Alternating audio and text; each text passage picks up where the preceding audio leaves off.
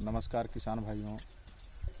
आज देश में जिस तरह से वामपंथी विचारधारा के लोग किसान के बीच में घुसकर किसान महा आंदोलन का जो एक विषय बना रखे हैं, मेन मुद्दा बना रखे हैं, उस पर थोड़ा सा विचार करते हैं। किसान जो आंदोलन कर रहे हैं वे किसान नहीं है। सोचिएगा, हमारे पॉइंट पे बात ध्यान दीजिएगा। जो किसान है, आज भी किसान खेत में काम कर रहे हैं, हल चलवा रहे हैं, गेहूं की बुआई चल रही है, धान की कटाई चल रही है, फसल सारे इधर उधर हैं, खेत से घर में लाना है। उन सब की ये चिंता नहीं होती है उन्हें बस आंदोलन करना है। तो आखिर जब सब किसान के खेत में पराली पड़ी हुई है, धान पड़ी हुई है, वो सारी चीज़ें नहीं घर में आ रहा है और आंदोलन करने के लिए उनके पास समय है क्या? उनके पास भी समय नहीं है। दरअसल किसान आंदोलन जो है, इसमें तमाम छोटे छोटे देशद्रोही पार्टी, गद्दार जिसको बोला जाए तो कम नहीं है और ज़्यादा भी नहीं है, गद्दार पार्टी इसमें संलिप्त है। गद्दार पार्टी है, छोटे छोटे देश विरोधी ताकतें हैं, तरह तरह के NGOs हैं, संस्थानें हैं। इनमें बताइए, किसान आंदोलन में एक किसान आंदोलन जब हुई थी, उस समय 2000 से ज़्यादा किसान भाइयों को गोली मार दी गई थी। वो कैसा किसान आंदोलन था? एक दिन में सब खत्म। ये लगातार कंटिन्यू। आखिर ये क्या चाहते हैं मोदी सरकार से और भारत सरकार से? मुझे राजनीतिक में नहीं पढ़ना है, परंतु मैं इतना ज़रूर कहूँगा कि किसान भाइयों, जो भारत के किसान हैं, जो अभी भी खेत में जिनकी पराली पड़ी हुई है, वैसे किसान भाइयों का सहयोग कीजिए, ना कि जो किसान आंदोलन के बीच में देशद्रोही ताकतें कार्य कर रही है उस पर। आप इधर पूरा इलाका दिखा दीजिए। जिस तरह से किसान भाई अभी भी लगे हुए हैं, उनके पास समय नहीं है। और आज 1.5 महीना 2 महीना हो गया किसान आंदोलन का, वो उसके पास क्या समय है? कहाँ से समय आ गया? उसके पास रोबोट नहीं लगी हुई है ना कि वो यहाँ पे है और रोबोट उसका सारा काम कर रही है। इसमें रोबोट का काम वही कर रही है जो देश में आग फैलाना चाहता है। देश में राजनीति के विचार पे, राजनीति के प्लेटफॉर्म पे ये लोग देश विरोधी ताकतें, जैसे अभी राम मंदिर का छोटा सा मुद्दा उठ गया था, तो ये आंदोलन में ही बहुत सारे चीज़ ऐसे हैं जो कि देश की तौहीन करती है। वैसी विचारधारा के लोग भी इसमें नारे लगाए हैं। क्या किसान आंदोलन को ये शोभा देती है?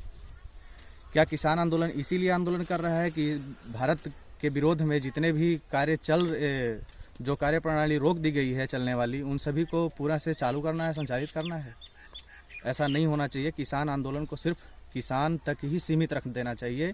इसमें हमारा जो भी चीज़ मिलाएंगे, इसमें हमारा हिंदू का ही और हिंदू राष्ट्र भारत का ही नुकसान है।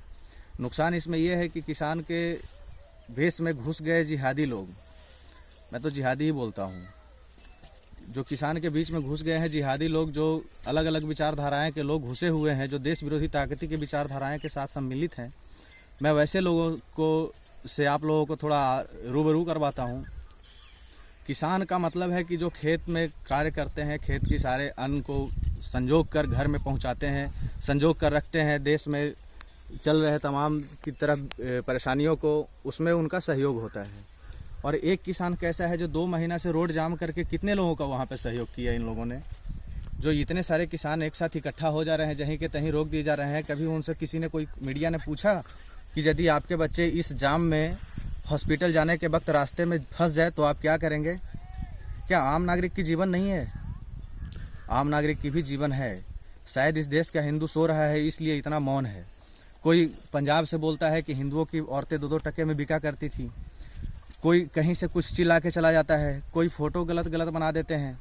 तो इस तरह की जो षड्यंत्र है, इन सब पर भी भारत सरकार को नियंत्रण रखना चाहिए।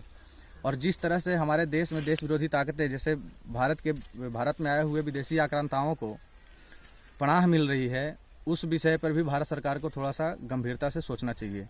क्योंकि हिंदू जगह नहीं है, हिंदू को जगाना है। बहुत से ऐसे हिंदू हैं जिनको मतलब नहीं है किसी चीज़ से, न धर्म से, न किसी चीज़ से।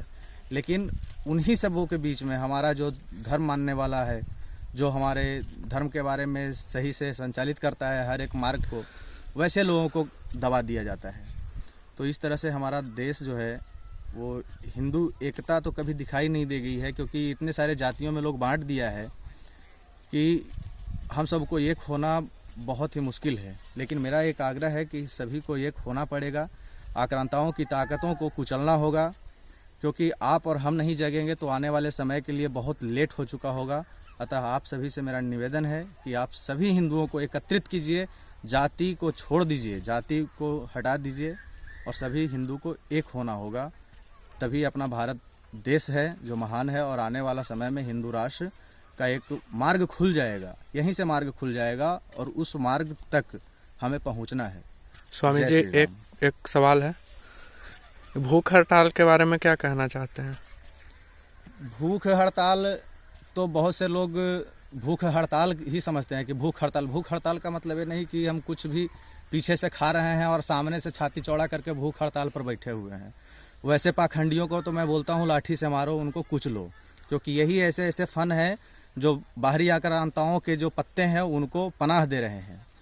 हमें उन सभी पत्तों पे काम करना होगा, हमें उन सभी जड़ों पे काम करना होगा जो भारत को तोड़ने में, भारत की इतिहास बदलने में जो ताकतें काम करी थी, अब वो नहीं होना चाहिए। भूख हड़ताल कोई हड़ताल नहीं है, ये सब एक नया नाटक है, पाखंडी नाटक इसको जो बोला जाता है वही है भूख हड़ताल, पाखंडी नाटक। तो इससे दूर रहना चाहिए। बहुत बहुत धन्यवाद स्वामी जी।